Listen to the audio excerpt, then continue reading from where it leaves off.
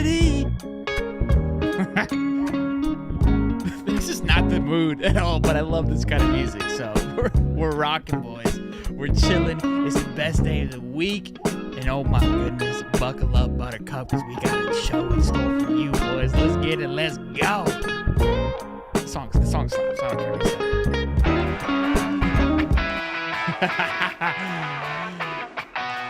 Good evening, good afternoon, ladies and gentlemen. Welcome back to another episode of High Top Sports. It is, in fact, the best day of the week. And when I tell you this may go down in history as one of the most iconic shows in High Top Sports, like shown, it's the middle of March. How is that possible? Anything is possible, okay? Wise man once said from the Boston Celtics. So sit back, relax, grab yourself a little booski, turn the TV on, turn it up, sit back, let's have a great show. We're going to have Zach Goodall to come on to talk all things spring practice. We haven't had much since that very first Ignite last week on Thursday. Then Stephen Harris is going to come on and give us a little insight that for some reason I haven't asked him yet. I don't know what I'm slipping on, but I think it's going to be a great conversation. Then, and of course, Mr. David Swoulder-Quist is here to join us. Swoulder, how you doing, big guy? Good to see you. Man, loaded show tonight, man. We're going to run through this show like X-Lax runs through Kirby Smart, but me and you, Shelton, on the ones and twos, and your boy David Swoulder-Quist just reporting the news. I feel like I'm like, hey, Dave, you got any topics? He's like, no, I'm busy. And he's busy writing his rhyme for the intro of the show. It's the only thing that makes sense anymore at this point. I actually thought about that in like 30 seconds. So that's impressive then. That's impressive because it's really good. Be sure, of course, hit the smash. Gosh, I'm struggling. Hit the like button, subscribe, and welcome to the show. So let's dive into it first because this is, I feel like we're beating a drum here, beating a dead horse with this NIL conversation. But Sabin coming from the top rope in his time off to talk about it. Kirby doubles down on it. And it's something that we've kind of been drumming on, I would say, forever now, that things need to change and needs to have a little bit of a touch up because, look, where Sabin was going to and where he's getting frustrated on is it's losing, and this is what we've complained about from the get-go. It's losing its luster. It's losing its love of the game. I love the quote when he says, what's his wife's name? I forgot. Oh God, I forget to. Yeah, when the wife comes in and tells him, like, look, like she's like, why are we still doing this? Because she would usually go to the moms, have conversations with the moms, and then now it's just becoming about money. But it got me thinking too. It's like, look, where did this come from? Right? How, like, there has to be some blame on the coaches from the money perspective as well too, because they're just as guilty as pumping this as anybody else, right? So that when I'm hearing this, I'm like, look, like you're just, it's just a product of the environment. And, you know, there's so many sides to this. People are taking kind of shots at Sabin of like, hey, tell the old guy to hush. Like, he's not doing this anymore. You've got some people saying like, look, he's the GOAT. He understands it. I think, again, what we always got to find is somewhat of a middle ground. I think he has some points there. We need to get some adjustment. We need to get this thing down a little bit to where it isn't the Wild Wild West, because you don't want it to. And the biggest thing that he said, which I've always stated, is the rich are going to get richer and the poor are going to get poor. And I like the fact that he said, look, you're going to lose the competitive edge, which were we really having a competitive balance without NIL? I don't know. I think with the NIL, I think you can create a competitive balance if you instill rules, if you instill a salary cap, if you instill the inability to transfer every year, right? I think if you tone this thing down a little bit and put some guardrails on it, then it will equal it out. I think you can't go back. Obviously, they're not claiming to go back to where it was, but there is a balance. What are your thoughts? Yeah, it's become more of like who has the most money. It like all it really is a bunch of boosters getting together and saying, hey, how much can we pay for this kid to get him to come to here? And then you got to pay him for 4 years straight. And look, I referenced some, I can't remember, I think Bud Elliott had made a post there on Twitter and said something about it. And like, oh, well, you didn't have no problem leaving, I guess, what was it, the Miami Dolphins to go to Alabama with, you know, backing up the Brinks truck, whatever. I'm like, dude, this guy started at Kent State and he worked his way up to be able to do that. Like, sure. These kids just go to a couple of camps and they're the best player in the class and they're getting like $1 million NIL deals like right off the bat. So, I mean, yeah, I could see where Nick Saban's coming from. It's like the love of the game is kind of like gone because he is true. I mean, like, and I've talked to Eddie who used to own the Gator Collective, and he's had certain players hit him up, hey, I want more money because I'm doing good and this and that. That's all they really care about. They don't really care about, I can't say that they don't care about football, but they care more about like getting paid if they do something well. So it's like, you know, it's getting to a point to where I guess that like certain NIL collectives are getting a little bit of annoyed because if it's happening here, it's probably happening everywhere else. And you hear Nick Saban talk about it, you hear Kirby Smart, but like at the end of the day, the teams that are going to keep winning, like Georgia and Alabama, those recruits ain't going to go away from visiting those schools because they've been an absolute winner since and before NIL started. For schools like us, yeah, it does give us a little bit more of a competitive advantage, I guess, because like you can pay somebody a little bit more and maybe they'll just come here anyway instead. But kids were getting paid under the table to begin with, but they weren't getting these long-term deals like they are right now. So yes, Sure. there's more money being shelled out, and it's getting ridiculous to where like the transfer portal, you didn't even have the transfer portal back then before NIL. So like if you paid under the table for a player to come to your school, they were stuck there unless they wanted to transfer and sit out for a year to go somewhere else. So it's like, yeah, it is kind of the wild, wild west right now, and I can understand why Nick Saban had quit, but at the same time, like the kids do deserve to benefit from their name, image, and likeness, but it shouldn't be like a bunch of boosters getting together and saying, here, give them $1 zillion just to come to the school. I mean, that there's got to be some kind of regulation on that. But like, as far as like you enroll in school, you get to campus, and then you earn your endorsements or you earn your advertising and all that other kind of stuff, then that's fair. I'm okay with that. If some advertiser wants to pay you millions of dollars because you're doing really, really well and you're a Heisman candidate, cool, go ahead. I mean, that's what you should get. That's what you deserve. But like these kids just doing really well in a couple of camps and being the number one player, the number two player in the class, getting $1 million contracts, ridiculous. Yeah, and look, I think the biggest because where's Saban coming from? What's the whole reason of this? And I think he's afraid that with this new structure, that we're going to lose what college football is all about: creating young men, growing young men, developing them on and off the football field. And look, I think there is some reason for concern of that, but I also believe that it's just a cultural change. It's no different than each like a Mhm. generation getting social media, a generation getting telephone or cell phones, a generation getting TVs. Like there's always going to be something that's going to evolve that next generation. Money is always a finick subject that makes a lot of people uncomfortable. And I think ultimately what it boils down to is you've got 18 and 19-year-olds making 4, 5, 6, 7, 8 times the amount as adults. And it doesn't sit well with people because we've been taught and trained and forced to believe this cycle of kind of the pecking order, right? You're a freshman, sophomore, junior, senior. Well, it's flipped on its head now, where a freshman can be as popular as a senior, right? If think about it, take a money aspect out of it. That's how I look at it now. Is that the playing field isn't set up by a timeline anymore. It doesn't have this like, hey, well, you've got to put your time in to be there. No, it doesn't have to be that. If you're good, and that's all that really matters. So, look, I've always been a component that I like it. I think people get frustrated with it. For Saban to think that people are going to stop watching, I think he's wrong in that part of it, only because I don't know. I feel like with the amount of money that's flowing constantly into this, you're constantly going to be invested in it one way or the other to either watch it fail or to be successful.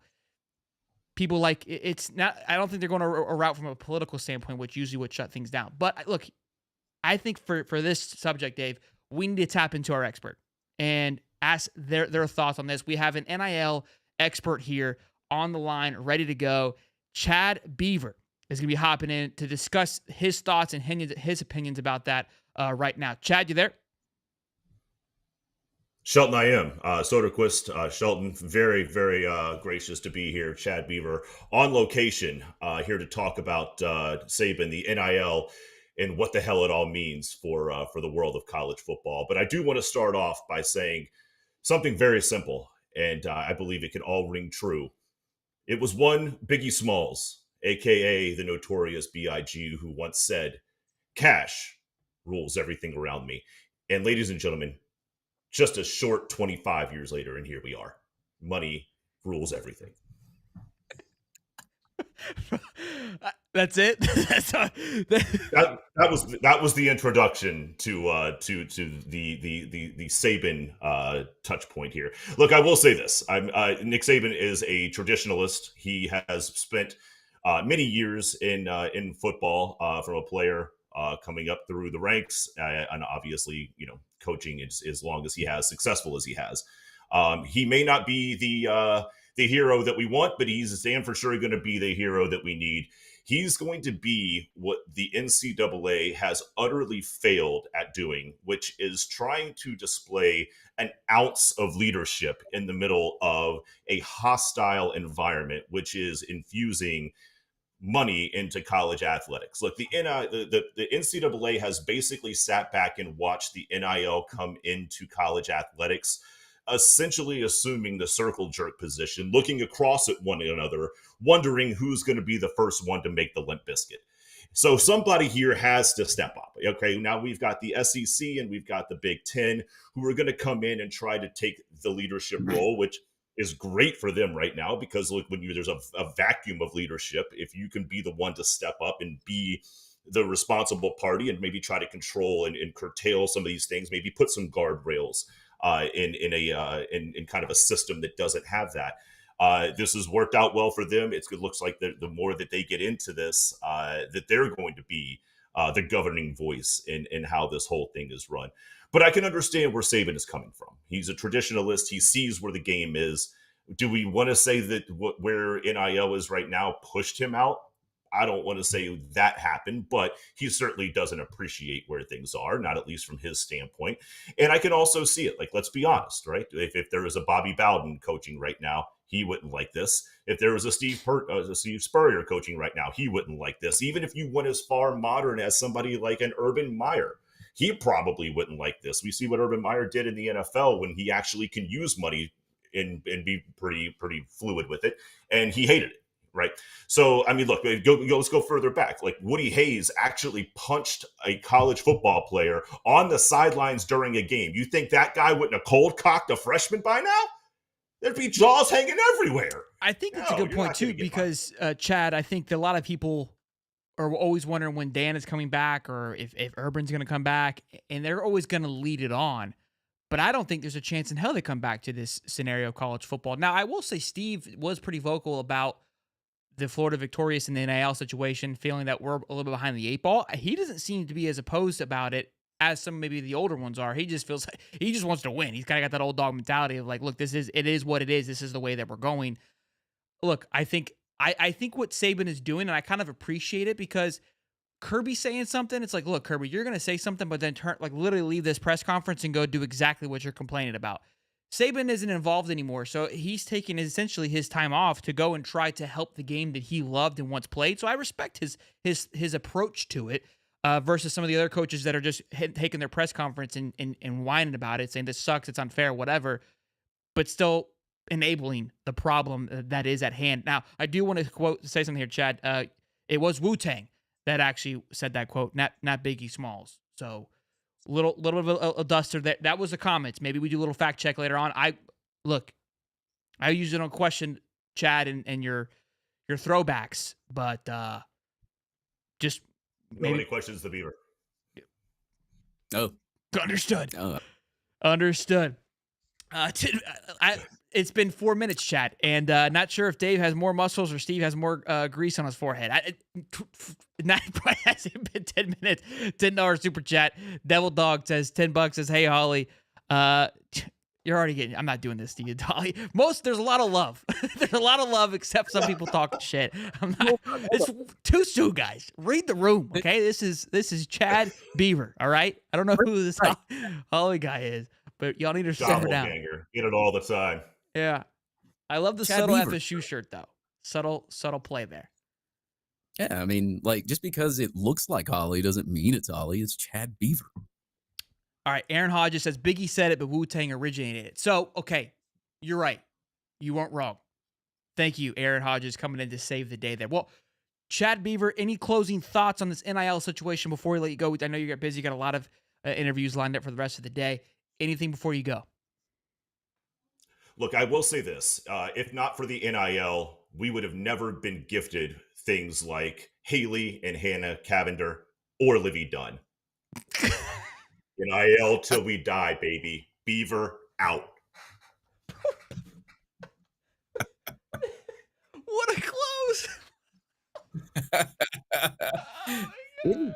Man, Chad Beaver with the ultimate epic close. You thought I had one hell of an intro. Look at that close right there. That's how you make a return. That's how you make a return. You can't. That's That's an Oscar nomination return. You can't script that better than that, boys. You got to just leave it to Beaver, man. I'm telling you. Oh I god. can't stress The show that, man. just getting started. I told you it was going to be a jam-packed one. Antonio Watkins says, "Holly's back. I can't believe my eyes." You and me both. Look, boys, that's just we're just getting started. Could you imagine like logging in without the introduction and just seeing, Chad Beaver on your screen? Right? You wouldn't even know what to do with yourself. Interesting stuff. So we've got. I'm hoping he hasn't responded back. We've got Zach Goodall coming on here about 9 o'clock to talk all things spring ball. We haven't really had much noise since Thursday, and then after that, Stephen Harris is going to hop on. But I do want to talk about this because we got 10 minutes here.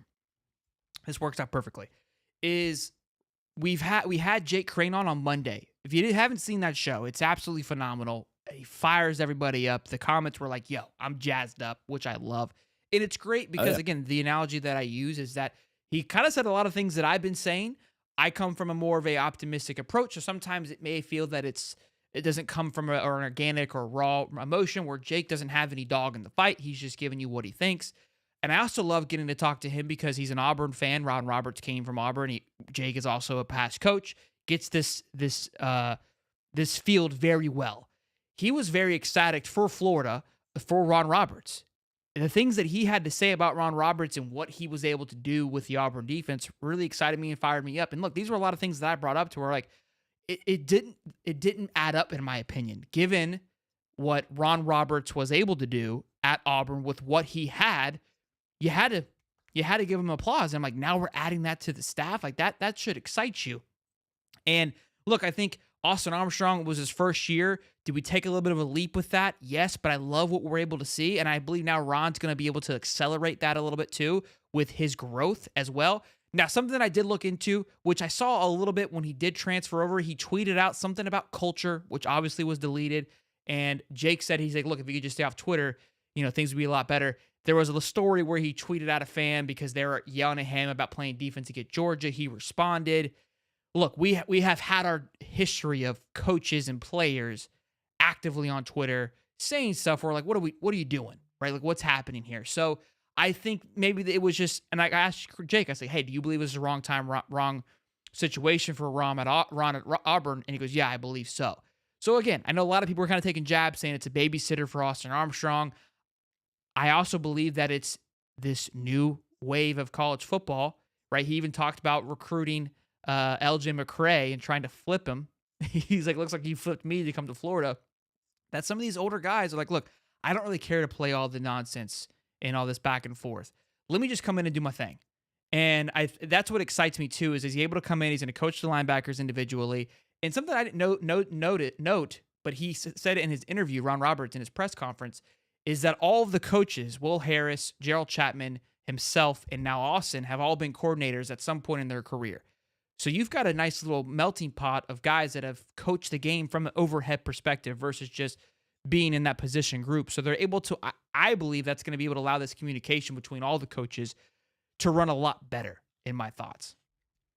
Yeah, I think you're also seeing like a lot of energy out there too. I mean, if you listen to Ron Roberts' presser, he was talking about Will Harris and Gerald Chapman having a bunch of energy, and I think that the best thing that I like about Ron Roberts is he's like a no BS, straightforward kind of guy. That he doesn't make any excuses. You can tell by like some of his interviews.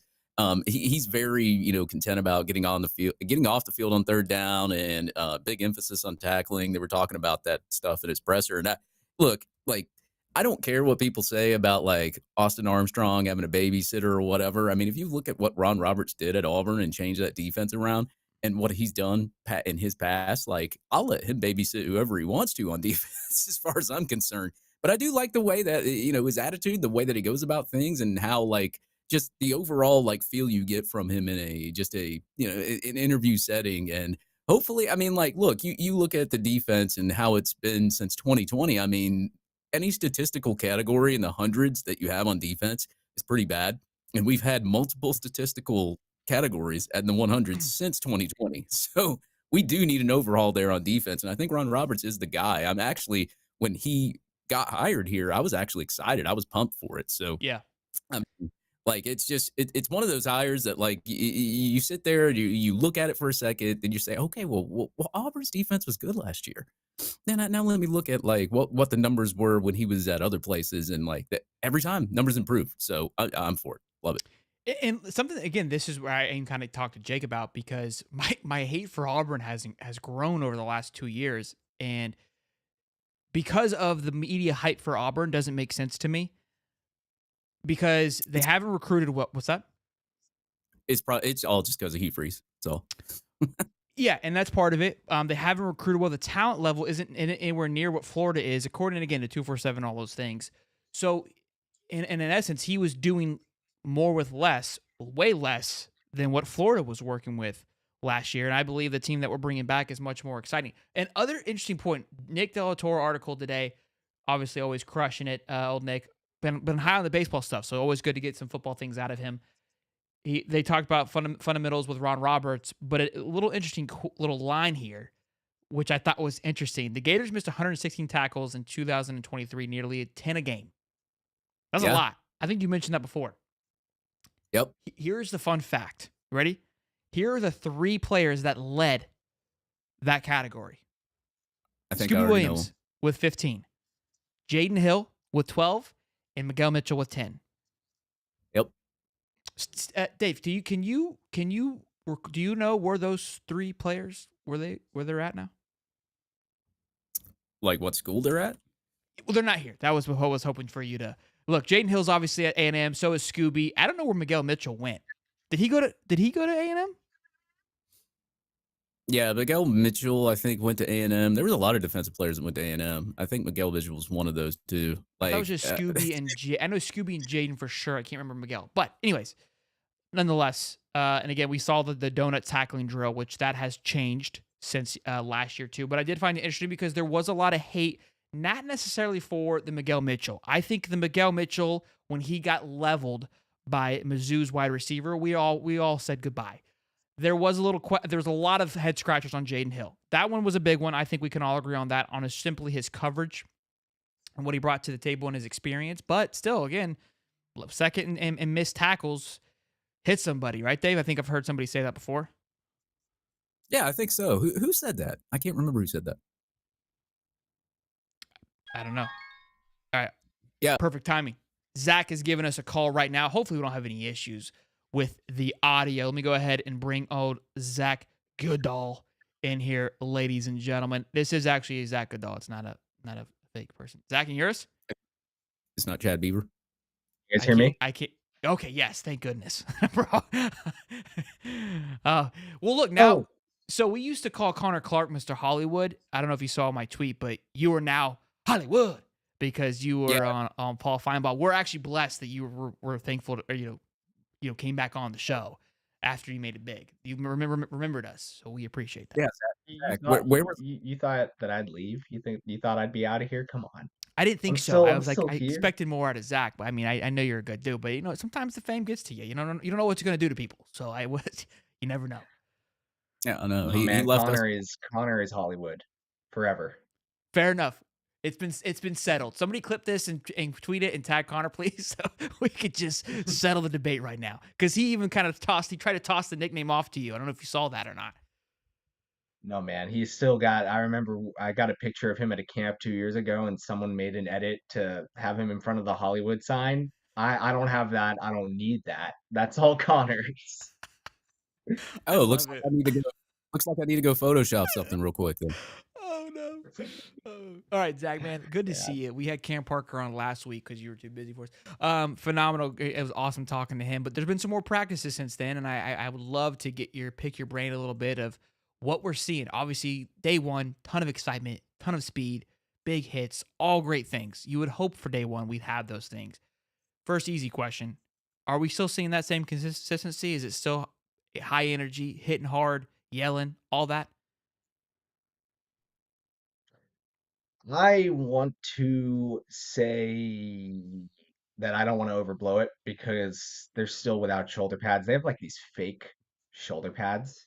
I don't know exactly what they are, but like it looks like they are, and it's fooled me before, and I won't be fooled again. But they've still yet to go to shells and in full pads, so I don't want to read too much into it, especially in these individual drill practices. Like I want to see one-on-one blocking, offensive line and Okay. defensive line, and we're not getting that yet. But I mean, the physicality is real. I'm sure Cam talked about the video he got of Will Harris just getting full on decked by a defensive lineman, or I'm sorry, a defensive back. But imagine that. But it's that's good, right? It's high energy, and that's something that we had written about at all Gators with Will Harris. Is that something he's known for? Like he's going to strap it up and be active with the players. And on day one, they were buying into that. They didn't really have any fear of tackling a guy without pads. They were feeding off the energy, and I think you could tell with that group specifically, they were hitting hard. They were having a good time, and I think that's applying across the board. The players do seem active. They seem energetic. Again, there's a lot more to be seen when they're in pads. I think we're really going to glean the most from the spring game, and I know that people try not to read into those too much, but over the past 2 years, I think they've been really telling. I think they've foreshadowed what we were going to see during the seasons very well. So Good point. even though I can't really give a definitive like where things are now, I think that should start to become a lot clearer here in the next couple of weeks. So outside of hitting hard, is the energy still there? Because obviously there was a lot the fact that Gerald was very vocal. Armstrong, that was a narrative of him hovering around more than being stuck to one. Those things still seem consistent. I think so. Yeah, the energy is definitely high, and I've never really noticed any problem in these practice sessions over the past couple of years Okay. in terms of energy not being high. It seems very structured. Players are always on the move. Uh, I'm sure they get reprimanded if they fall behind at all, but when they're switching workouts, switching drills, uh, it's very timely. It's very precise. Set up for players to maximize the amount of reps, and More so so far than so good before on that front. or Say similar? about equal. I guess Okay. I'm just again these periods are so limited, but I've Sure. never noticed it. I've never thought their practice setup was a problem. I guess I should say. Like it does Okay. seem very what's the best word for it? Calculated. It seems very strategic in how at least this period is set up. That seems to fit Billy's narrative, though, right? I mean, that would that just kind of that's just his go-to. I want to get your thoughts. I mean, we talked to Cam about DJ Lagway. I also want to get a breakout player for you, not named DJ Lagway, but give us your thoughts. I mean, your boots on the ground too. I mean, we've seen video, but it's obviously much different when you're there in person. Is he the real deal, Zach, or is it? I mean, should we be really excited for what's to come?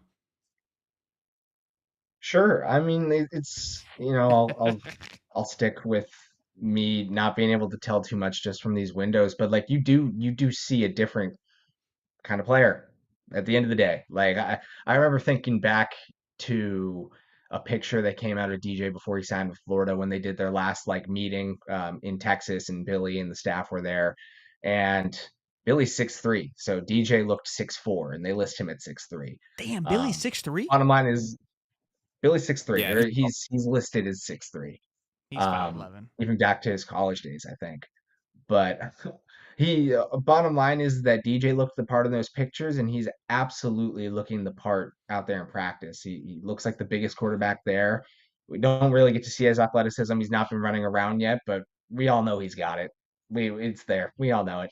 And part of the physicality, what's so impressive is he looks like he could play now. He just look. We assume they're going to be packages for him. We assume they're going to let him run the ball, and I don't have any question about that, even without seeing him in pads at this point. He looks like a rising junior at quarterback. Quite frankly, he's clearly had a great workout plan going back to high school. So a rising yeah, junior. So this is what we're going to talk about Stephen Harris. I'll let you go in here just a minute, Dave. Of Because obviously the comparisons of the league Tebow situation is high and heavy right now, and I'm wondering if the want for DJ is going to be higher than ever, or is it going to be equivalent to what it was? I don't remember how much the want was for Tebow. I don't feel like the coverage was as greatly covered as it is now. So the hype buildup is much bigger than what it was for that Tebow era for sure. So that you know what I mean. So we're gonna go into game one already being fully knowing what DJ can do versus Tebow. We were aware of it, we heard of it, but until we saw him on the football field, that's when the excitement starts. Much earlier for DJ. You just said he looks like a rising junior, which is from size perspective and just his comfort on the football field, or more so just size? Size, physicality. I mean, the Okay. arm strength, physicality, I guess, also lends its way to attributes into skill set. And Up here is the again, big thing, we though. don't right. And I'm sure there are going to be aspects of his game that are going to be cleaned up, techniques, footwork, throwing motion, because I'm sure everyone's seen it. Kind of looks like a baseball release when he throws it. But I was just talking about this on another pod too, and I don't know how much Florida's going to want to change that. You know, like I get it. You're going to want to clean up his mechanics, make him as sharp as can be. But at the same time, what works, works. Like I view it as pretty advanced. He knew how to change his throwing motion, his release, his angles at the high school level to make different kinds of throws. And some people view that as things that could be needed cleaned up, maybe wonky, maybe looking a little unorthodox. If it works, it works. It's worked for him before against great competition. I think these throws that we do get to see for the most part have been very good. Not all of them. There, some speed he's going to have to catch up with. Again, some of the stuff up here, route combinations, are things he's going to have to learn over time. But for the most part, in these settings at least, I think he's throwing a really pretty ball. And again, what works works. Tebow was always had that comparison to a wonky throw. The issue more so with the wonky throw was the time of release. It almost like took too long to get out. DJ is the complete opposite. It may be not your typical prototypical release, but it zipped out in point 0.001. What you got, Dave? I see you chomping at the bits there. Sorry. Well, at the same time, they've got like pro bowlers that bowl with like two hands now. So I think I would be okay with the release as far as like a high school level. I know the NFL guys, they don't really like that. They want you to have more of like the pro style release and all the quick release that all those NFL players do. But like, Zach, I watched some of those videos that you took and a lot of other people have took all around like Twitter that have, I know you guys only get like 15 minutes of that practice film out there, but like, what stood out to you a little bit? Because I know what stood out to me. I think with DJ Lagway, of course, you're going to have the intangibles of the 241 pounds. It looks like he runs about a 4.5. You got the strong arm. But what I really took away from some of those videos was his ball placement. Like every one of those videos that I saw, the ball was placed perfectly where it was supposed to be. Is that something that you saw the whole time you were there at practice? Or was there just like certain video clips of that rolling around and not really all the bad throws? Or was there any bad throws that you saw from him? Yeah, I wouldn't say all.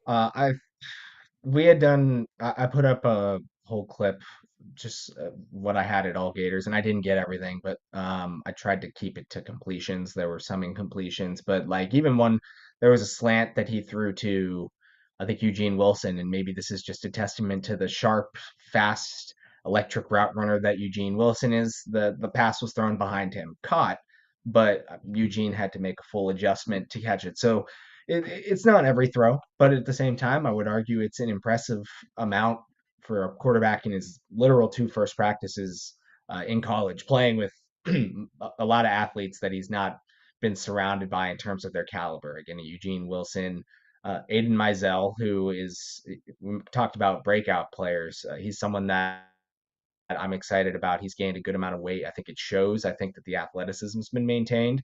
But as it relates to DJ, that's the type of player he's getting used to. Someone that, I mean, I don't even remember what the 100-meter dash results were for Mizell, but he's no doubt a very fast player. So it's just going to take some time. But I think the very early returns in these limited sessions are promising. They do offer Florida fans seemingly what they expected to get out of DJ Lagway, and that's a really gifted quarterback. So the Mizell thing fires me up. We love Mizell here. He came on the show. We got a fat head of him. His dad met his dad. Awesome. Like just great family, all in all. So hearing that he's making some strides because he dealt with an injury last year, which I think played a factor into his weight, not gaining enough, all those things. But I do want to ask you, and again, I know just so everyone at home knows, they only get about 15 to 20 minutes. 20 minutes is pushing it, and you've had two practices now that you've been to. Okay, so not much time. So we've got 30 minutes of practice to pull this thing together, but plus interviews and whatnot. A lot of people want to know this wide receiver room. I know Khalil Jackson's going to make some strides. He made a lot of moves last year. It's a head scratcher because he is a walk on, and you feel like you've got a lot of this talent. But in my opinion, and you were arguing with somebody I think on Twitter today, Dave, about the Khalil Jackson hype of should it be there, should it not be there? No. No, I wouldn't arguing, but argue it. I was you were discussing, not arguing. It wasn't a negative. It was a good conversation. It was a healthy conversation. Relax, Dave.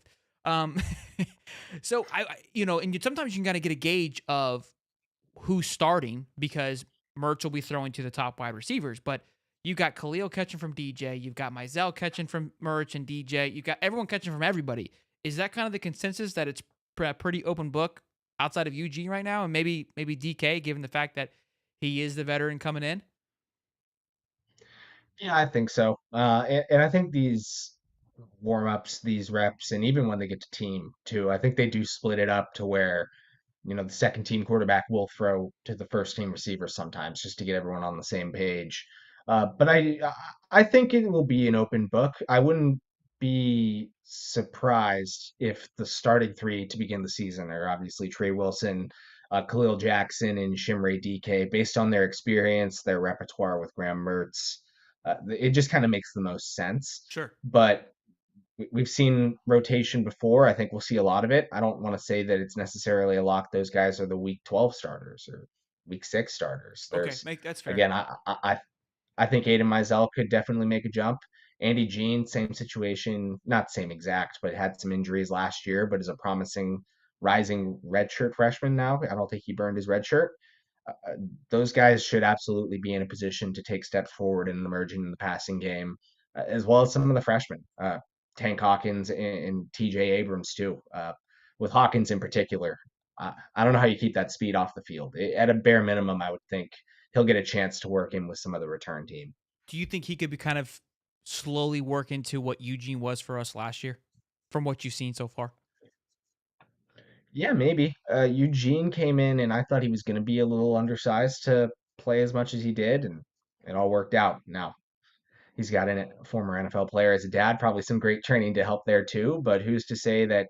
I mean, Tank Hawkins comes from IMG. He's got great coaching from his senior year, probably a great strength and conditioning program, giving him a leg up as he enters. So, absolutely. Do I think it will be as substantial as Eugene? Probably not. But again, I Sure. just Something you special got to there. get that kind of speed touches. Yeah.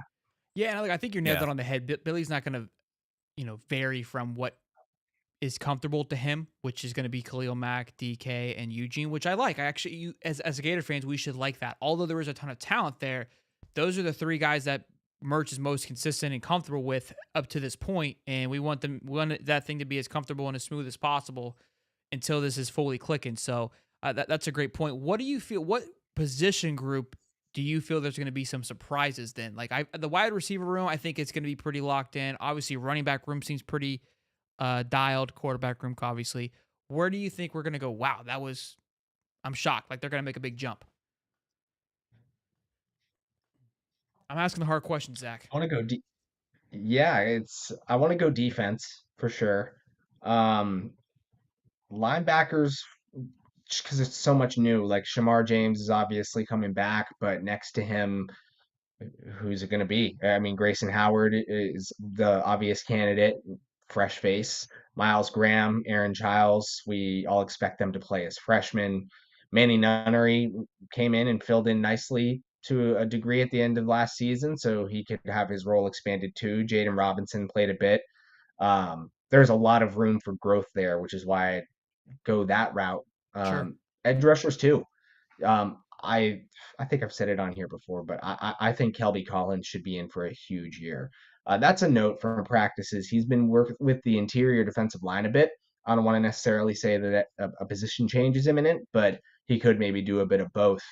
That Okay. being said, he had 20 pressures as a freshman with around 200 or so pass rushing snaps. That to me screams of a huge year as a pass rusher coming as a sophomore. That sounds like far more than his 1 or 2 sacks. That sounds like a breakout year, especially with the snaps they have to fill for Princely Uman Mielen.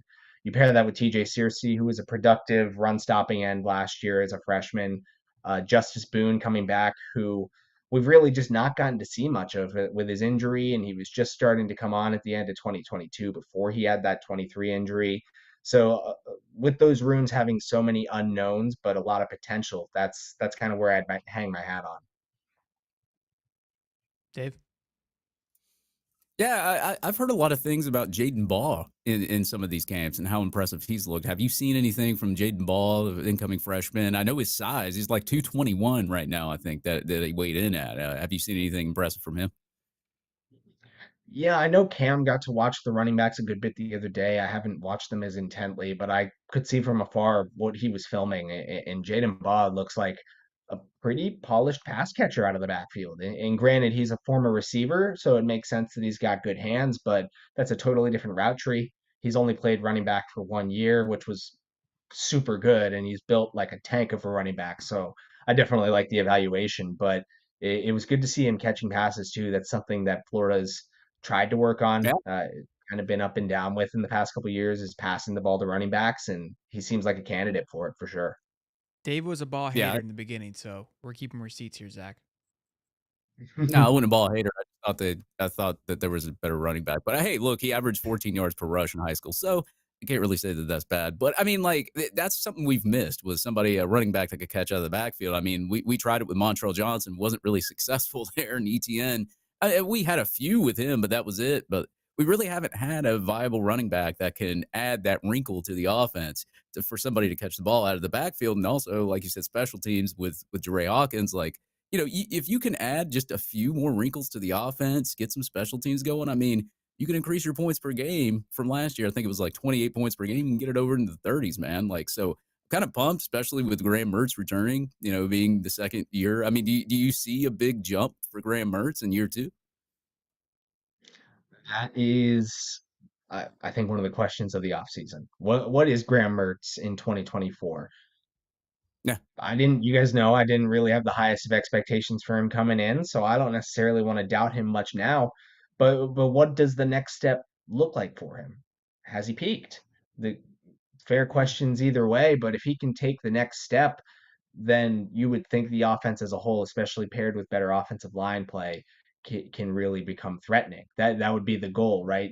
He's returning as one of the most efficient quarterbacks. Now, can he add some explosion to that? Which he'll admit that he said he wants to work on his deep passing game and make that a little bit more consistent. If he can add that, then right, like who's to say he can't take his game to the next level? At the same time, there are 4 years of tape out on him now, and teams saw what really was coached True. up to work last year. Will they be able to key in on what worked and shut it down? Will the improved play theoretically around him be able to limit some of that? I'm fascinated to see. And this is kind of where I see it with the spring game is like last year that offense was putrid in the spring game, and while it was better in the season, we still got to get a good feel for what its limitations were going to be in the game. And if they come out in this spring game and are able to throw it around the yard and put up a lot more points, I think that really points toward the offense being more consistent this year. An increase in the offensive line ranking would help with a lot, all of that as well too. Adam Miller, $5 says everyone has been very vocal about Boone. Does he seem like he's taken over that room as a leader? Yeah, Billy had some high praise saying he's one of his favorite players he's ever coached. We've had him on the show a couple of times. I think he's got a great personality. You hearing that same thing, yep. Zach? Yeah, yeah. Billy gets emotional talking about Justice Spoon. He loves that guy, and Wow. players really respect him too. I get the feeling that there was no second thought as to who was getting the number one jersey on defense this year. It impacted the team when he went down last year. There was a clear sense of like a gut punch when they had lost him. There were high hopes for him again, even just on the field, coming off of what was a fairly productive and strong end to his 2022 season. Hopes were high. So I would agree. It seems that way that he's really had a lot of respect, even going back to his involvement while he was dealing with the torn ACL, and that's carried over to his participation in the spring. Last curveball. Maybe. It depends on how you answer No, this. D- I got one too. One, just a short one. Short one. a little over a little slider here for you. Do you feel? I mean, we see it all happen, and again, you can have an opinion about it or just a factual thought on it. That Princely may have been more of a cancer than maybe what we've kind of been led on to believe. Because when you're hearing things like this and how quickly the one was passed, not that obviously it is going to be passed off, but you're saying the team was affected when he went down. his how emotional Billy gets. You see how he's been how Princely has acted on Twitter. It felt like it was a clean break off to where like nobody was really upset about it. At anyways, am I spot on there? Or am I reaching for something? I don't want to necessarily call him a cancer because I don't want to. I just Sh- couldn't confirm that. I don't know. I didn't Sure, hear of any specific events where Princely was like this acting out bad guy in the locker room sure, or sure. players specifically not respecting him. Um, I, on the field, he was a super productive player. I think that hurts. But you see a lot of young players who have been along for the ride, leading to, again, what I think is a lot of potential in this edge room. And um, it's important that a player like Justice Boone has stuck around and teammates have obviously had his back throughout this whole thing. I think from a pure production standpoint, even though these guys aren't proven like Princely Umanmielen, and that really helps this room move forward. Even if it knows that it's missing a lot of production and ultimately a player, whether they liked him or not, they relied on him last year. But they've got a core of guys at this spot that they trust, and I think that's crucial. And I think, look, this it wasn't trying to be a shot at Princely. It was just be it. You know, you hear certain things and how he kind of functions. I think Princely definitely operates at a very alpha male mentality, and so sometimes that doesn't. You know, you may not have passion, but you kind of appreciate like, look, this guy crushes on the football field. He's not going to be the hoorah guy and the leader type of guy like maybe a Boone might be, which is fine. He's not expected to be that role. So maybe that's more of what it was than anything else. Is that he just wasn't this vocal guy of hyping everybody up. He's like, I'm gonna go out and do my job. Whether you do yours or not, that's up to you. And look, you have those players. Those exist. Like that's just part of the game. Dave, what's your curveball? Yeah, one last one, man. I saw some video of Joey Slackman moving around and the size of that dude. What's that dude look like in person and how's he moving around and how do you think he's going to impact this D line? Yeah, he looks to be moving around well. When I got to record him and watch him a little bit on the first day, he was doing like full blown like extensions and shocks into a pad, and he's coming off a torn bicep that required surgery, if I recall correctly. So they impressive to see him doing it. It doesn't seem like it's limiting him. They're seemingly going to keep him in limited participation for now, but he seems to be coming along quite well. He moves well. He's big in the sense extremely muscular, former wrestler. He's not exactly the tallest or longest defensive lineman, but I don't think that necessarily matters for a player like him. He's going to be playing more of the three tech and maybe sliding out to end roll a bit, kind of a hybrid uh, who can is just relentless in getting after the ball carrier, whether it's a pass rush or whether it's a quarterback or whether it's a running back. He's very smart, knows how to work within a confined space, and I think that comes from his wrestling background. And this is pertaining to his tape from Pennsylvania specifically, but I like the look of him. I think that he's absolutely going to have a chance to make a big impact on this team. And even though Caleb Banks performed at a solid level last year, and there are a lot of rising defensive linemen who could take on big roles, at this point, I do think Slackman will take a starting job going into the season, probably in between that strong side end, which I think is Justice Boone at this point, and Cam Jackson at nose tackle. Zach, always a pleasure. Uh, we're not Hollywood. I was gonna say it again, but you're not. I do appreciate No, you always hopping on, dude. It's such a blast, man. It's great getting to get. Can I pick your brain and talk all these things with you? And again, I love how you keep it a buck, right? And I'm trying to give a say. Gators are gonna, we're back, but you keep 100. So I appreciate your your ability to keep it in between the lines. Tell them where they can follow you, and then one last question before you go. Who's Cam gave us Ace of Turner, so you can't give us Ace or DJ, a guy that has thus far just really caught your eye, like, wow, this guy's really impressive. Where they follow you, and then your guy. you guys can find me on Twitter, X, at Zach_Goodall. All my written works over at All Gators. And I'm really trying to drag this out because I want to pick the right one. I do have one more question though after Yeah, this, you so be take on your the time spot. because it's a personal Um, question. no, ask me. Yeah, ask me the question first while I continue to think about that. I want to give the right one. Okay, okay. My personal question, because I know you got your Fred Taylor back there, is your thoughts on Calvin Ridley today? It was all preventable. They if they knew how to operate like a first-class franchise, they would have extended their franchise pass rusher months ago and placed the franchise tag on Calvin Ridley, traded the third as a default, and never been in this position. But at the same time, that was an expensive deal. I can't blame them for not matching that, but again, So this is I it mean, for offered them me, void. I was never sold. I'm not that sold on Ridley. I feel like, look, it's like they're dime a dozen, man. You go draft one. You don't believe that? So, no, I do, and I think that they absolutely have to draft one now. I think that that's the worst part is it put them in a position where they have to when They could have if used it they for another kept Ridley position around group. paired with the guys, yeah, they desperately need interior defensive line. They need cornerback play because they cut one of their starting corners. I feel like it just made more of a headache than this needed to be. And now they've got honestly a third position that they might have to use that first round pick on. Just not fantastic. Sure. I've stalled long enough. Um, I Jake Slaughter. Jake Slaughter, love that. interestingly. Love that. Yeah, he's garnering a lot of praise. I don't think I gave him enough credit for his performance during the season, but after watching some again and seeing some numbers from PFF, they had ranked him that in that like top 10 returning interior lineman Yep. coming back. Mhm. Um, they're really confident. I mean, Roger Kearney has obviously got a lot of attention after moving to center as a top 100 prospect. Yep. I would want to see him play. Maybe that involves going back to guard. I don't know, but it seems like Jake Slaughter has the middle of the offensive line in place. I Mm. didn't realize he gave up 2 sacks last year, and they were He both balled. in his first game. Didn't allow another. So this the Jack Slaughter thing. Like this is where I'm kind of excited about this O line. I know we say we're going to tell you to keep going, but you fire me up, Zach. Because this is you basically just said we're back. I got you.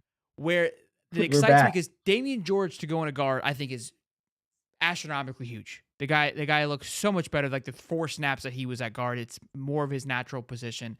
We're bringing in Crenshaw, we're bringing in Manuel. Austin Barber, I think, is going to make leaps and bounds at tackle. But Slaughter owned that center position, but because it was so disastrous around him, and was it Kingsley, right? That was supposed to be the starter, but played with injuries all year. So we kept kind of wondering when we were going to get our main guy back. When all the time Slaughter was doing his thing, he was never the problem. And eventually, towards Mhm. the end of the year, you realize like he just beat Kingsley out. There wasn't any injury. Slaughter's just that dude. Yeah, yeah. I felt bad for Kingsley because I felt as though the injury maybe he was rushed back onto the field, but it did open this door for Jake Slaughter, who before this, like local guy, people knew who he was, but like no one was really banking on him being a meaningful contributor to the offensive line moving forward. And now, yeah, he did and eventually take that job from Kingsley. And I view him as an incumbent, even with the hype again behind Roderick. This feels like one of the jobs that if any are locked in right now on the offensive line, it feels like he's got to be in that conversation. I love it, Zach. Yeah. You're the man. Thank you, Bubba. Hopefully I got you hopefully guys. you don't forget about Absolutely. us. We got to get you back on. Never. I promise you. Never. All right, we got to catch I'll up at the spring game as well too. If you're not busy writing 14 articles or whatnot. So I appreciate Yeah, you. absolutely. I'll see you, Bubba. Thank you, man. Make it happen. See you guys. All right, Dave. I'm gonna All right. put you in timeout for a minute. We've got the champs here. So look, real quick Go though, ahead. Dave. Well, we'll bring you back, but I just want to kind of pick him up for a minute. I told Steven here, I was like, hey, we're bringing you in on Wednesday, big. We're calling you in. All right. You're coming up to the major leagues. Champs Corner, So big time stuff. it's not going to be Chad Bieber. It's not gonna be Chad Beaver. No. We're going to Stephen Harris. This is a big time stuff for him. He's been practicing. He was stretching. I told him, I was like, hey, he's like, yeah, when you text me, I knew it was serious. It's Wednesday. You know what I mean? So he's stretching right now in the green room, boys. He's ready to go. We got 420 strong, Stephen. No pressure. But it's your time to shine, big guy. And we're excited to have you here. Hold on. I'm screwing up. Look at me. I'm jacking this thing up. I can't even get you in here right.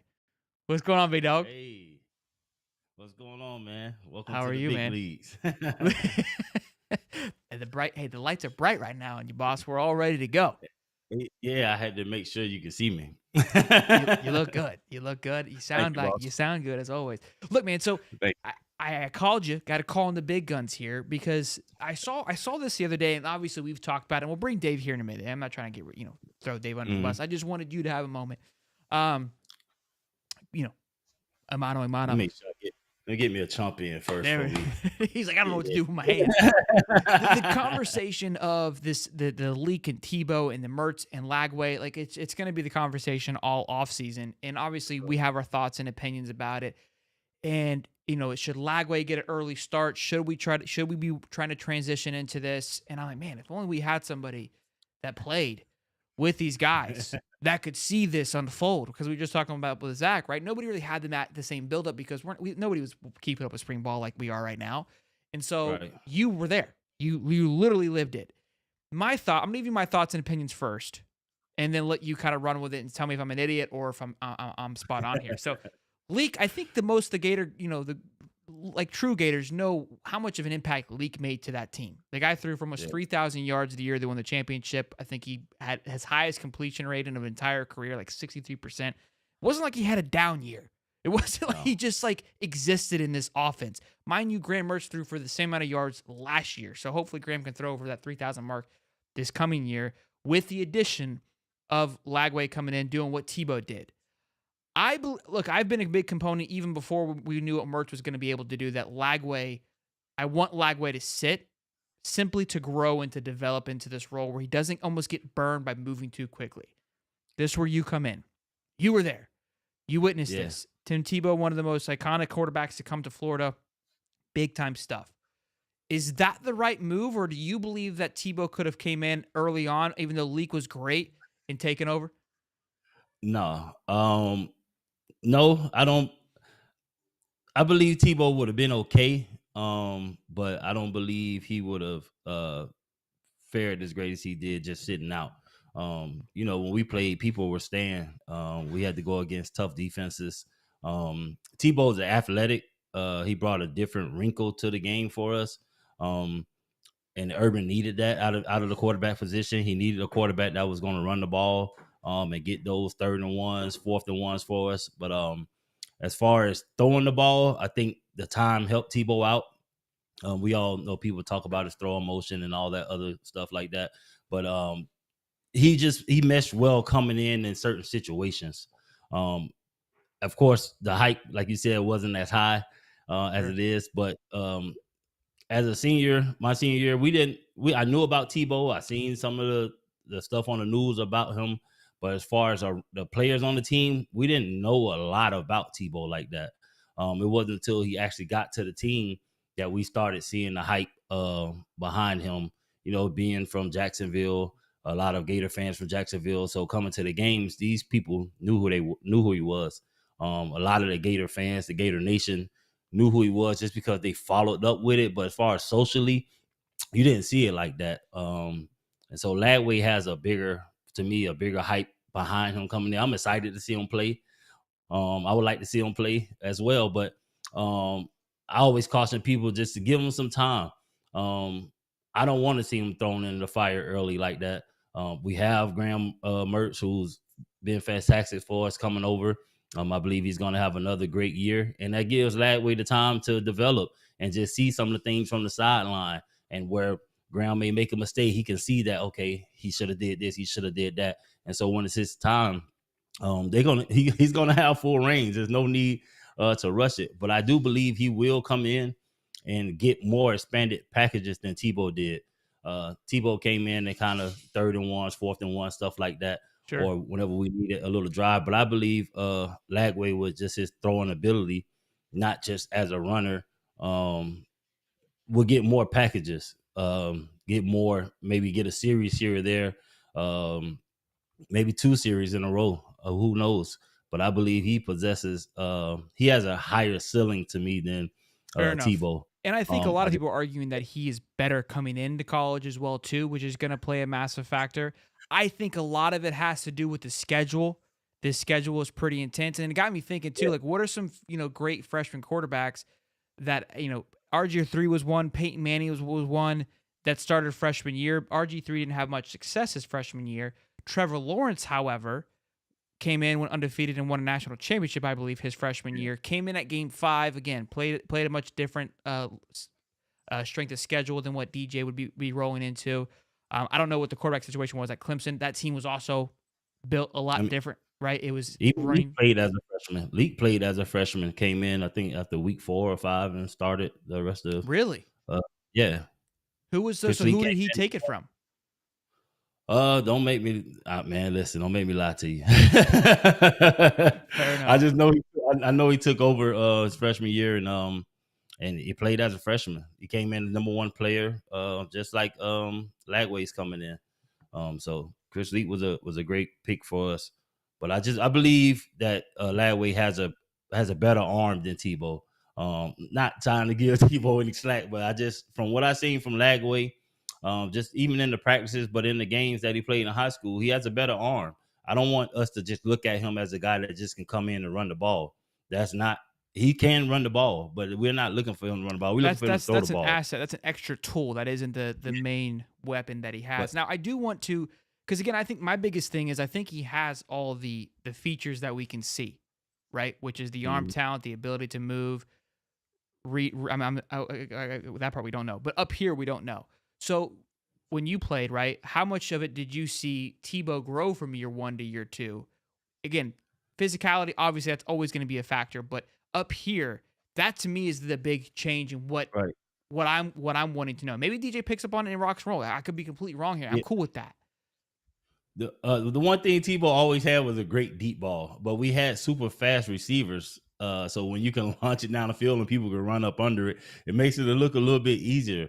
But Sure. what I can say from what I see from that, his arm talent is just better. His timing with the ball is just better. Tebow from year 1 to year 2, his timing with the ball and getting in those windows Sure. got a lot better. But granted, we had a lot of athletes that run in sub 4.4s on the team at different positions. You got Lewis Murphy, you got Percy Harvin, you got all these different fast guys. And I believe we're getting those guys in with the Hawkins and the different guys that we have right now. But Lagway arm is just better. Watch him in practice, his timing. I'm listening to the coach telling him when to release the ball, but he's already releasing it. It just looks great, man. And just from seeing the spring practice and knowing what I saw when Tebow was there is night and day. We got a lot to be excited about. I love Tebow, but I just believe Lagway is more talented. I believe he's more of an athlete. But one thing you couldn't deny Tebow was his passion for the game and Yeah. how hard I he was going to I go. think that guy I won. don't know if that's Lagway. Yeah, he won 85% Yeah, I was of about his to say, yeah. games by heart. Yeah. That's something Yeah, you that's one can't thing you teach can that. never. Yeah, and you need that during certain games. You need that guy to come in and just fire up the team. I believe Tebow did that for us and helped us out on '06 on certain downs and distances where Leak probably would slide. Tebow's gonna let it put his head down and get you those extra 3 or 4 yards and strike fear in the defense. And I believe Lagway possesses that ability. He might not be as rah as Tebow was, but you won't be able to deny his talent on the field. I think we can all agree. I mean, obviously, we saw what Tebow's NFL career ended up being. I think we can all agree that DJ's NFL career has a much more brighter outlook than Yeah. what Tebow ended up being. So, look, it's never to pit anybody against one another. It's just what we do. We compare what Sure. we know, what we've seen, and this is the closest I would say we've had in a quarterback room in similarity to that, and that's why everyone talks about it because it goes back to that Gator way. I don't want to let you go, Steve. I got some fun topics to go over if you're cool with it. But Dave, did you Yeah. want to say anything about this? No, I mean, like, I just wanted to add that, like, I think Lagway just brings a different wrinkle to the offense. I mean, I'm perfectly fine with Mertz being the starting quarterback. He was very productive last year. I'm actually, I'm releasing an article here soon about, can Mertz take the next step and what will help him take the next step. And we talked about it last week, the big step that Trask took from year 1 to year 2, being the starter. Can Mertz kind of do the same thing? And I know a lot of people will say, oh, well, he doesn't throw the ball deep. He doesn't get time to throw the ball deep. But I've seen him do it at Wisconsin. So, I mean, I think Lagway being incorporated in the offense, and even Billy Napier said that, he alluded to maybe seeing some of DJ Lagway this year too. I think that will actually help out Graham Mertz in certain scenarios and all that. Like, I think it's it can benefit you this year, especially offensively, Sure. having Lagway in some certain scenarios. I mean, we've seen Dan Mullen do it with Felipe Franks and Emory Jones. He threw Emory Jones in there for a couple of series, take him out. I think you might be able to see some of that this year, especially with DJ Lagway, especially skill set, man. You got to keep that guy. You got to at least put that guy on the field. Yeah, I would. The quarterback position, the safety accounts for the quarterback. So to have a quarterback that can run the ball, to help us move the ball down the field when you get to those 31s, and you can put this guy in that's gonna guarantee the first down. Who wouldn't want that?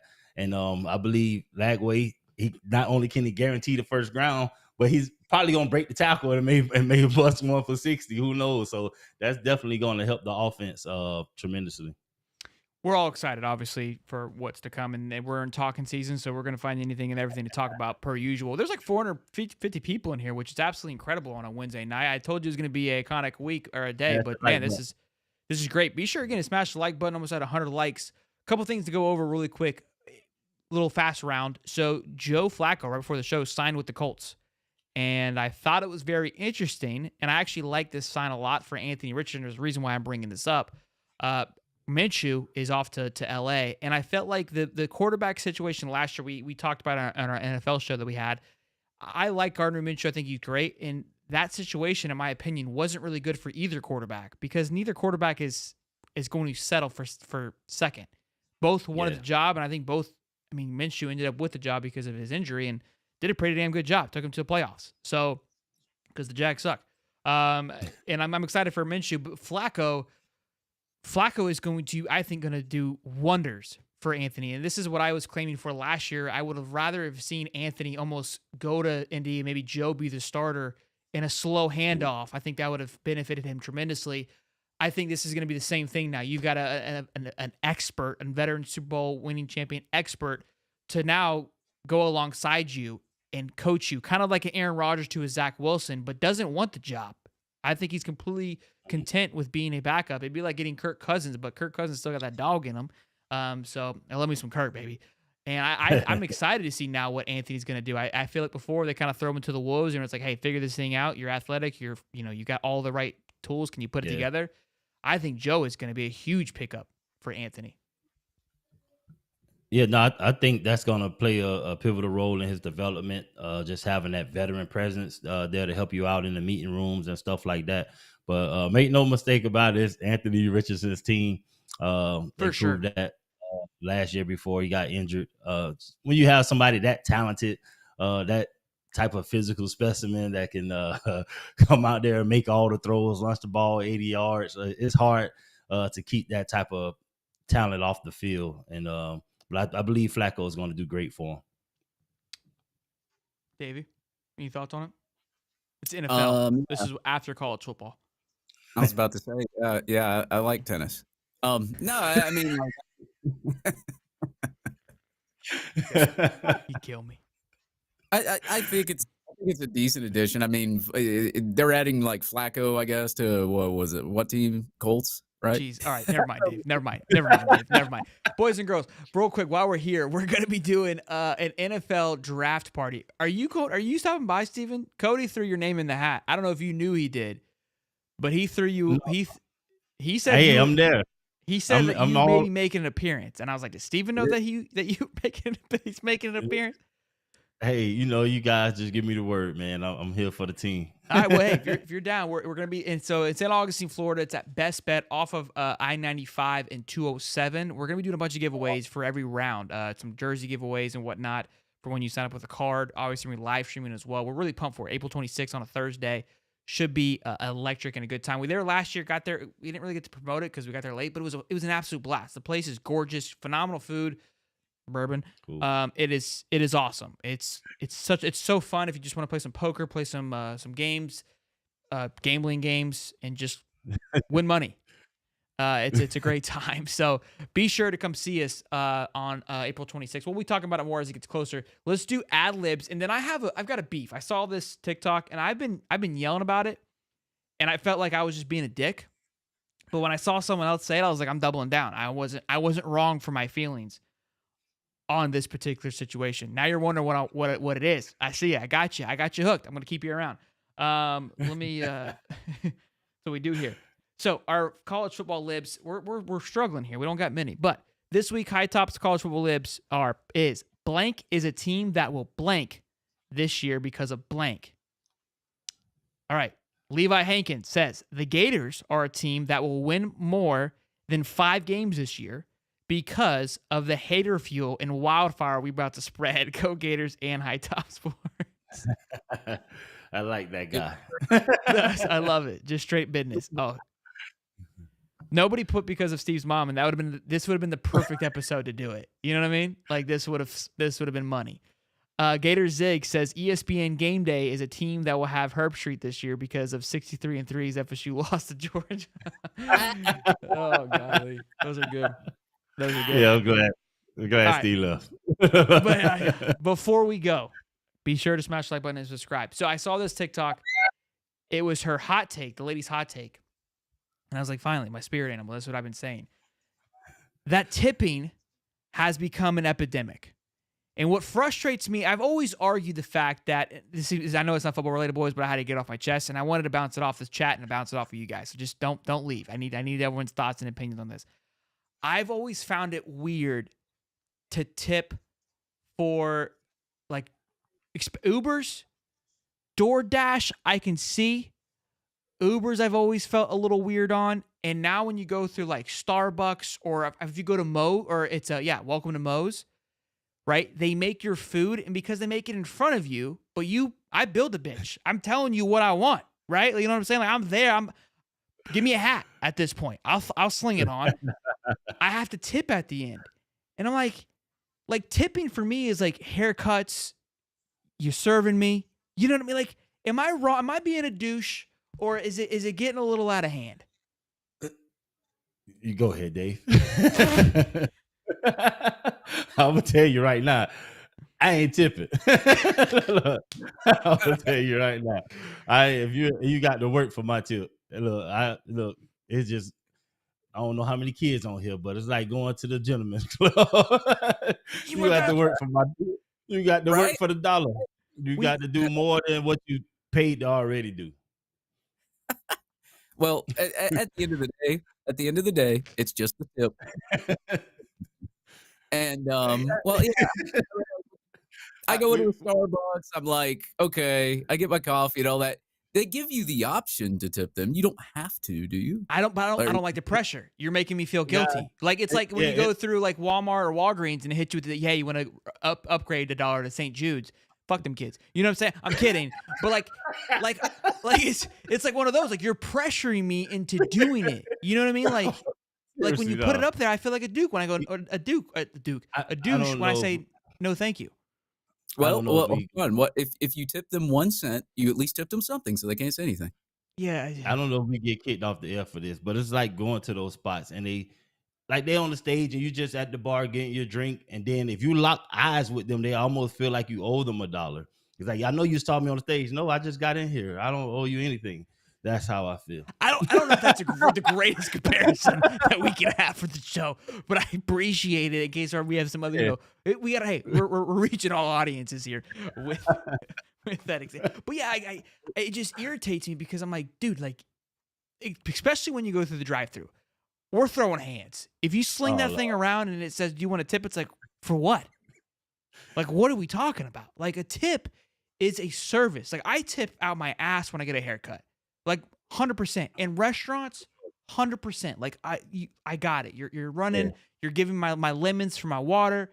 Say less, right? Yeah. I just wanted to make sure that I wasn't crazy. Yeah, I don't know if they forced the tip on you or not, because I haven't been to a Starbucks in a while, so I don't know.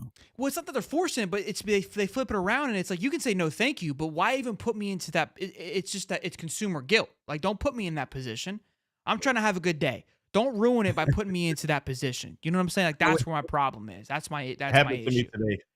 Happens to me today at the hibachi place. You just slung it back around, didn't you? Bro. And then when that's a good point. When you picked it up, didn't you? Yeah. and they ask for Yeah. a tip. It's like, Yeah. what did you do? I just signed my name. I don't even put nothing. I dare them to put something after I leave. Oh no, I'm scribbling that thing out. I'm like, oh no. Dude, when you sign the tip, just put 63-3. Look, all right, Oh. Mr. Mason says, what about tip and carry out? So this was my other thing too. Like the DoorDash one is an interesting one. I understand the DoorDash one a little bit because they're walking in, they're getting your food, they're bringing it, it's their job, I guess you can argue. And that's what I argue too. Like that is the job. And you know what I mean? Like there's zero interaction. It's not like I'm saying hi to the person. They leave it at my front door and don't even knock. You know what I mean? Like I don't even know it's there for 30 minutes unless I look. They should let you tip after you eat the food. Like they should like put something where you can tip them later. Like if the food was just good, can I tip the guy that made it? Sure. Not necessarily the person that brought the bag from the back and set it at the front for me to pick it up. Sure.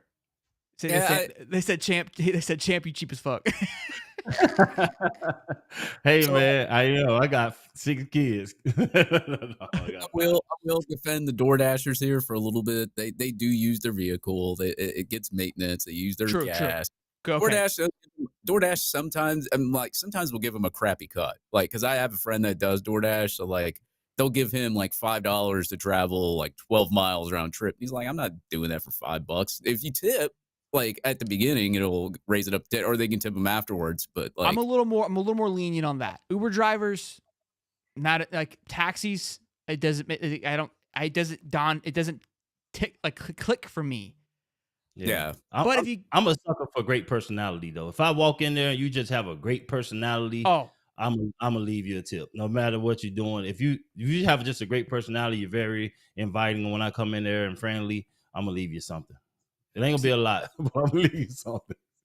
What if I come up to your door and I say to hell with Georgia? I let my dog go. well, you All right. Well, okay. What if I say fuck Florida State? Oh yeah, you probably get $100. Well, you gotta tip. You tip before they get there. Jesse Lynn says, I feel like Shelton's getting soft. Because I don't want to tip. Like what? What? Look, I'm glad that y'all cheap as hell. I'm not. Look, it's not about me being cheap, bro. I tip $25 on my haircut. I don't like. I'm all about tipping, and that's my thing. Is like you're gonna ruin tipping because it's just everywhere now that it loses its value. That when you tip somebody, like I got a tattoo and I tipped him almost 50% of my tattoo cost. Right? Like I'm all about tipping. I'm not cheap. Yeah. I'm not cheap when it comes to it. I just think there needs to be boundaries. Where's the wild? It's like the NIL, it's a wild west out there. All I'm asking for some bumpers. Hey, during the winter here in North Georgia, man, we go tipping all the time. I'll tip, man. Gotta do it. Callie Berry says, clearly I've come into the show at an odd point. We're talking about tipping. I tip. Q Lee says, I I'm just cheap don't too. tip No bad cap. food. I wouldn't be. I'm not shocked by that. Hey, make sure you guys make sure on them tickets though, y'all give money to Florida Victorious. Yeah, that's true. That's true. If you're in Gainesville, tip your ass off. Don't be cheap, bitch. I will say, like every Christmas, like if we go out somewhere and the service is really good, we'll tip them like $100 because it's Christmas. See, this is a good one. Jesse says, I'm not tipping Subway. Subway asks for you to tip them too. It's the same thing with Moe's. Like, we just made this sandwich together. Like, you know what I mean? Like, this was imano. Like, this is what we did together. Like, you I don't know. It's because you see them make it. I don't know. We've lost control. We've lost control. Dead in your eyes. They look in your eyes, make you feel guilty. Hey, they don't ask you to tip the cooks at Waffle House. Just the waitresses. Yeah. I think they all split that. No, they don't. My mom used to manage one for like 20 years. Really? So we went to Waffle House is like a big thing for me. We went to Waffle House on Christmas, and so for the breakfast. And what was two things? One thing's cool. There's one guy he was dressed up like a gangster Santa, had these like badass shoes on, and Beckett was like smiling, laughing at him. And he's like, "Is it cool if I give him a little gift?" I was like, "Yeah, whatever." Hands us his envelope and dips, $50 cash. I was like, "Yo, this is sick. Dang. This is why you go to Waffle House on Christmas morning." But we ended up tipping the lady. I tipped her $100 for Christmas, and she was stoked. So I'm all about tipping. Right place, right time. It's gonna happen. You know what's gonna happen? The gas pump's gonna ask for a tip. We keep this shit up. That's what's gonna happen. Well, they already getting too much. That's why I stopped tipping. That's the other problem, right? Because now you've blurred the lines. You're gonna have everybody who just tips every single time, which is going to water down tipping, and then you're gonna have the champ here. It's like, welcome. Yeah, I know. I remember the first time like I met, I guess the first time I met Shelton in person, he was going live and I was going to get one of his hats. He asked me for a damn tip, man. Like, come on. Callie says Waffle House for Christmas breakfast. Tell me you're a Florida man without telling me. Come on, bro. I'm not the only one, right? What's your go-to? At Waffle House? Yeah. Oh, bacon, egg, and cheese, baby, with hash browns and cheese. You know what I'm saying? With a little mayonnaise. Come on, big dog. Yeah. Pickles. You get the fully loaded hash browns. Oh yeah, every single time. I'm not a big waffle guy. I don't like the sweets. I'm Tell me you put ketchup on your hash browns. Smother it. I don't just put on smother it. Depends on what I'm in, man. I've had Waffle House like all my life, so like I'll either do like an omelet or the All-Star Special. It just depends on what mood I'm in. I always got to get a hash browns though. You got to get hash browns. You're from Georgia. Your ass better go to Waffle House. Of course. I don't know if y'all can hear it, but my dog is like trying to break through the barn doors for you guys. Every time she hears your voices, she's trying to barrage in the room. No, dogs love us. Hey, dogs love us. People love us. Hey, what can I say? So Jesse just said, "How the hell, holy hell, how do we get on this?" Thanks, Shelt. Look, just express. I love the fact we have 4 people in here still probably you know what? This is cat. He's on to something. He's on to something. Tell me you put ketchup on your biscuits. I put ketchup on everything. Lord. So, I hear your dog. He made it. I put ketchup on everything, like literally everything, including Dave's mom, like literally everything. So, all right, Yeah, we got to shut it down. This shit's we're gonna get canned. we're gonna get locked and loaded here, boys. I appreciate you, Stephen Harris. Great show. Yes. Hell of a banger from start to finish. Hope you guys enjoyed it. Hell of a Wednesday. It's the best day of the week. Hopefully we didn't disappoint. Be sure to smash the like button and subscribe. Until next time. Subscribe. Yes, sir. I'm Shelton.